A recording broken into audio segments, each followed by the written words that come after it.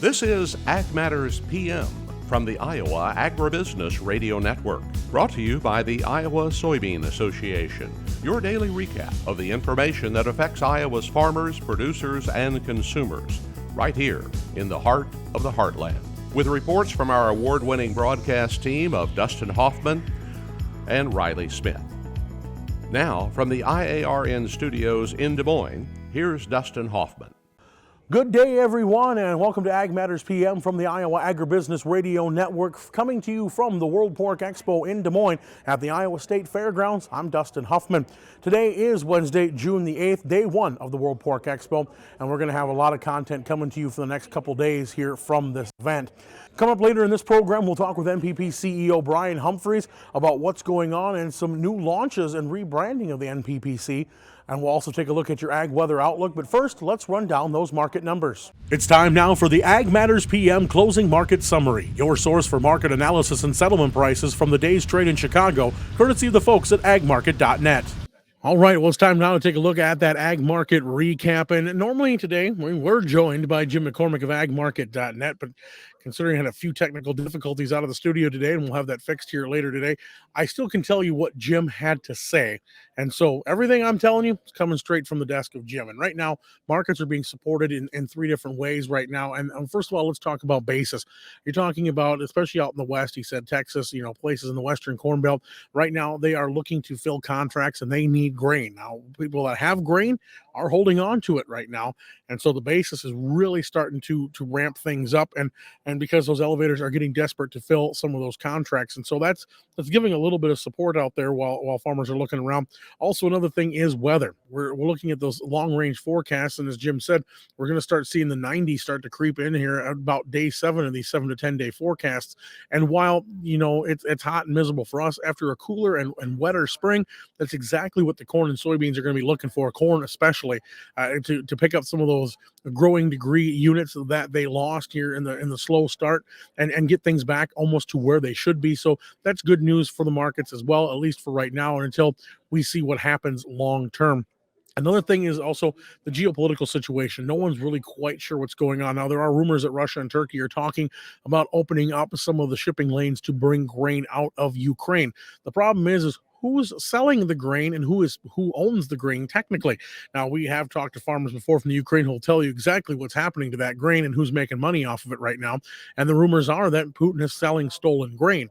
And obviously, Turkey bought several thousand bushels rather, of old crop wheat, which if it's been stolen, Putin's making the money off of it. Well, to get that grain out, they're going to have to demine the area, which will take time. But now that opens the door again for Putin to bring his navy back into these ports. Of course, as he talked with the French and the French and the German right before the Ukrainian invasion began, he said, "Oh, no, I'm not going to go in." The Ukrainians will tell you right now how much you can trust his word on whether or not he's going to go in if he says he's not going to go in. So it's definitely a situation where it is supporting the markets right now. It's definitely one of those things. We've got a lot of moving parts out there that are really causing some of the problems. Now, if we go to the livestock side of things, here we're at World Pork Expo. So hearing the word that hogs right now are lower, it's not the end all of the world right now. Things are going to go up and down. That's natural flux of what's going on. But as Jim told me, pork right now is still the cheaper protein at the meat counters. And so therefore it's still going to have some demand there.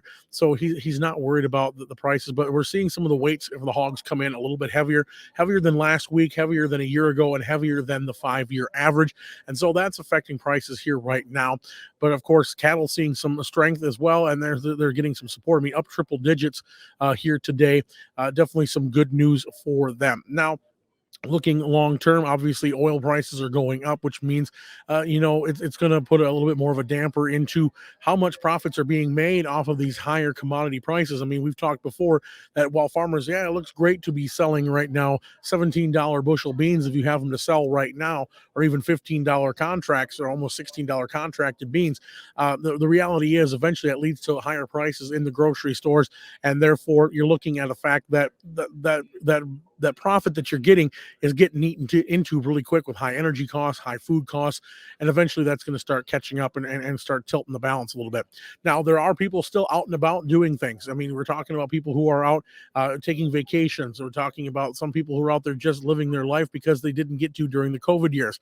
As Jim told us, people who are in the top part of the economy, as much as we want to sit there and say, well, of course they can do whatever they want, they're tending to be able to, but they're also then spending money into the economy, which is helping as well. Now, towards the lower third, they're getting beat up a little bit because of the high gas prices, high input costs for food and everything else. It's all trickling down. So it's kind of a sticky situation right now for everybody to be in, but right now, we are seeing people eventually are going to have to start backing off, even if they are wanting to spend those travel dollars, because eventually energy prices, gas bills. I mean, he was talking about the fact that he's paying $6 a gallon just north of Chicago right now for gasoline. Of course, he's telling me he's using the 91 octane and stuff, but that is eating into people's bottom line. I mean, right here in Iowa, we're looking at about $4.74 right now is what I last saw it at.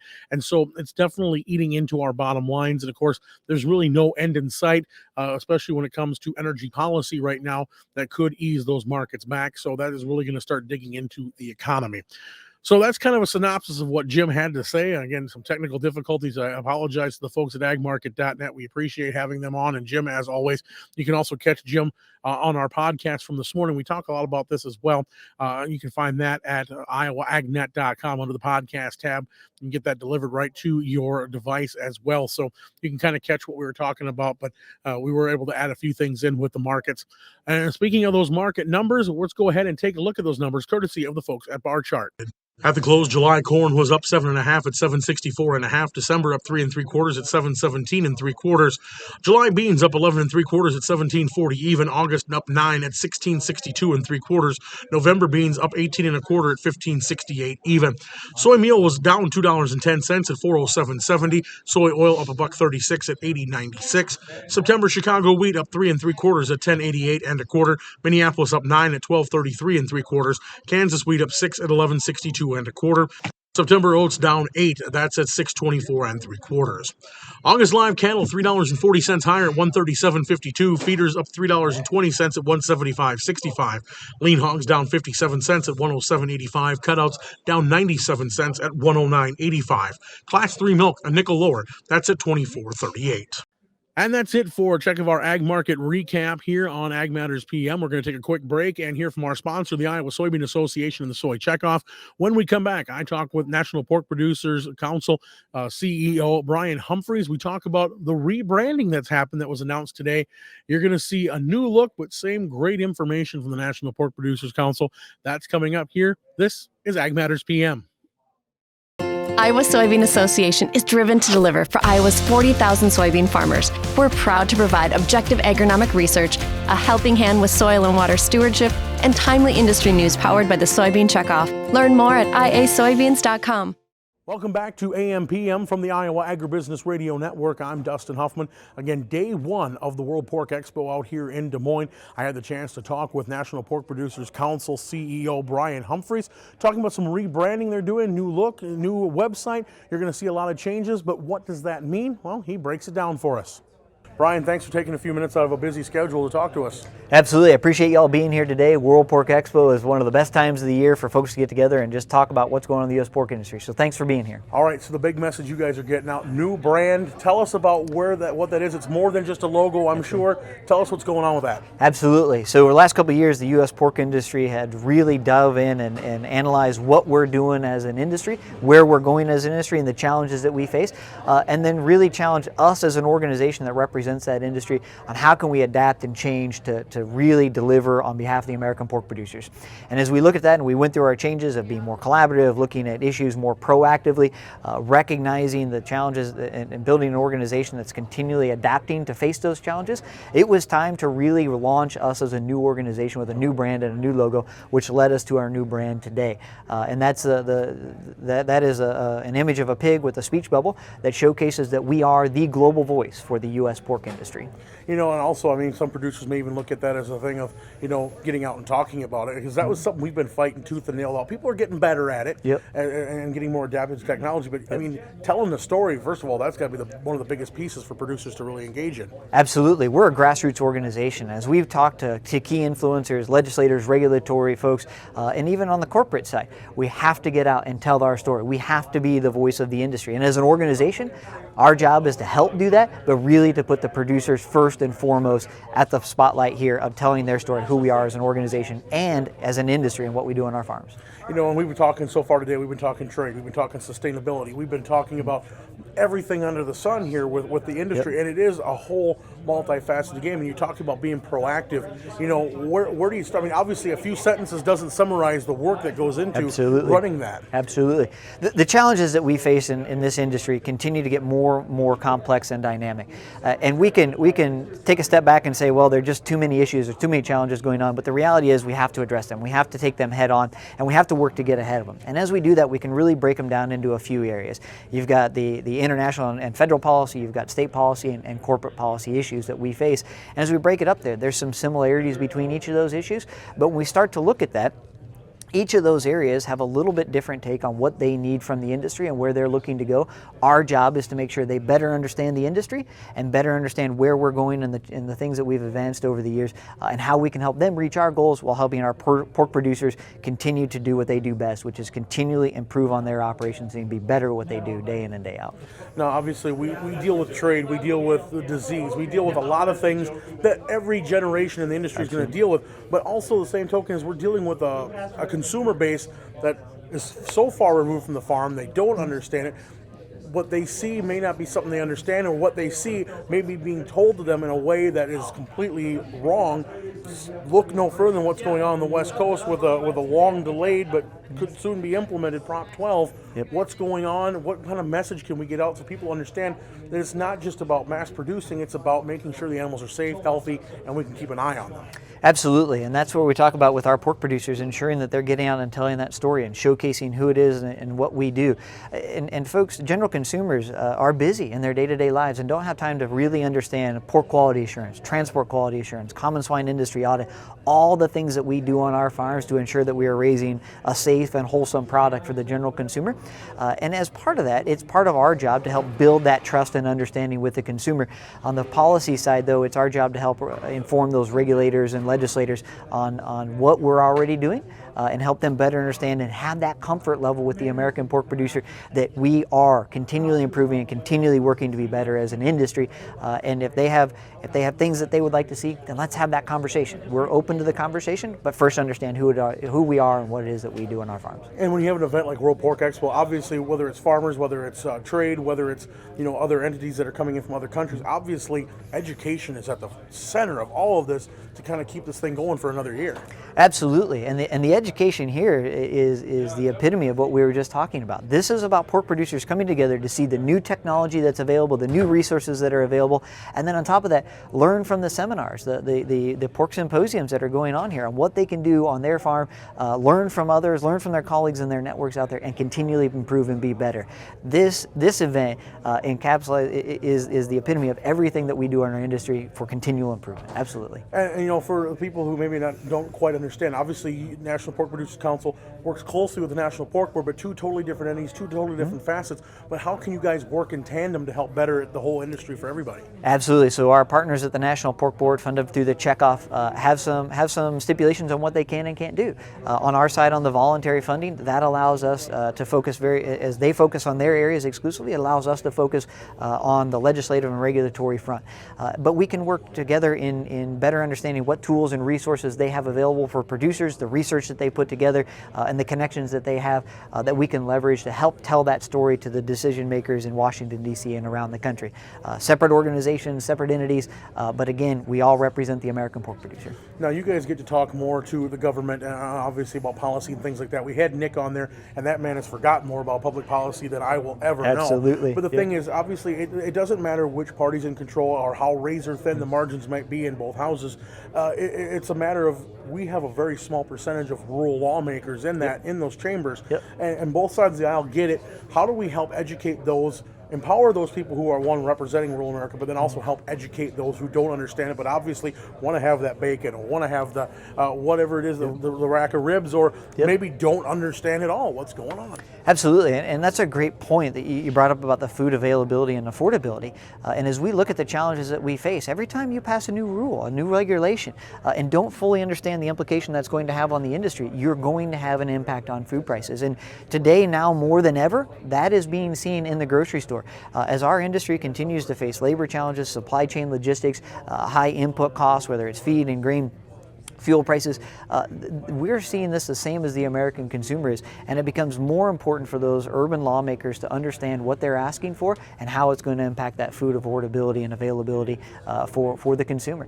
And that goes back to our job, is building those coalitions with not just within agriculture, but with other entities out there that have those relationships to help tell that story of the impact of what's happening on American farms. So producers that are maybe watching this that don't get a chance to come to World Pork Expo, what kind of thing are they missing out on? What kind of things should they be coming to look forward to and maybe making plans to come next year for? Absolutely. If you've got folks out there that are engaged in the industry but not here, you're missing out on a fantastic opportunity to see the new equipment, the new technologies that are being rolled out here, an entire building clear full of trade booths that are demonstrating all the things that are happening in the industry and advancements, the symposium to learn what's going on in the industry, the lunches that have some keynote speakers coming in from around the country to talk about what's happening with issues like Proposition 12 or with our partnership with McDonald's.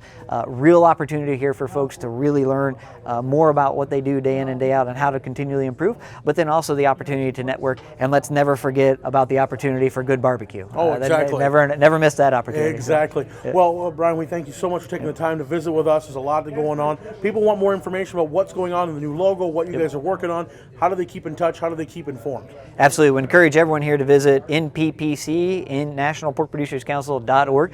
Check out our new website, just rolled out earlier this week. A lot of information about our logo, but more importantly, the issues that we face as an industry and how folks can get engaged there and participate in telling that story, which we talked about. All right. Well, we thank you so much for taking the time to visit with us. Appreciate it. Thanks for being here. Appreciate the opportunity. And we'll keep going from World Pork Expo here on the Iowa Agribusiness Radio Network. That again was National Pork Producers Council CEO Bryan Humphreys coming to us from the World Pork Expo here in Des Moines on Ag Matters PM. Let's go ahead and take a look at that ag weather outlook. Well, we did see some rain shower activity, even a few tornadoes to the southwest of Des Moines last night. Now the sun is starting to make its way back out, and of course that doesn't mean it's going to last very long as we're looking at some more rain shower activity in the forecast. Let's take a look what the National Weather Service has in store for the next 24 hours. Again, we started the day with cloud cover and some rain showers, but they have started to push off and giving way to sunshine. Of course, that's excellent for day one of the World Pork Expo. Now, tonight we're going to see most of those showers pushing out of even the eastern regions of the state, and we're going to see mostly clear skies across much of the state, a little more cloud cover in the northwest, and we'll see lows anywhere from 51 to about 56 degrees. Now, tomorrow it's going to start out mostly sunny across most of the state, and especially in the eastern part of the state. Now, the west and the south, they're going to see more partly cloudy skies and a better chance of rain in the northwest part of the state. Taking a look at the affiliate weather map for tomorrow, again, Cherokee will see mostly cloudy skies, a little bit of sunshine, but a better chance of showers and thunderstorms in the afternoon, high 74. Now, when you get into that southern part of the state, Shenandoah, Des Moines, Albia, we're going to have mostly sunny skies throughout much of the day, but a chance of showers rolling in the afternoon. Shenandoah will see highs around 81, Des Moines 79, Albia coming in around 78. Up in Waterloo and Clinton in the northeastern part of the state, they're going to see mostly sunny skies. Waterloo coming in at 77. Clinton will be coming in at 78 degrees. For more detailed forecasts in your area, tune to your local Iowa Agribusiness Radio Network affiliate. And that's been a check of our ag weather outlook. And just like that, we're at the end of this edition of Ag Matters PM from the World Pork Expo in Des Moines. We thank you for joining us. You can find all our content online at iowaagnet.com. Follow us on Facebook, Twitter, LinkedIn, TikTok, and also you can find our video product and past episodes of AM PM on our YouTube channel. You can also get our free twice daily market podcasts at Google, Amazon, Apple, Spotify, and Podbean. From the World Pork Expo in Des Moines, I'm Dustin Hoffman. For Riley Smith and for Avery Haskell, we thank you for joining us. This has been Ag Matters PM.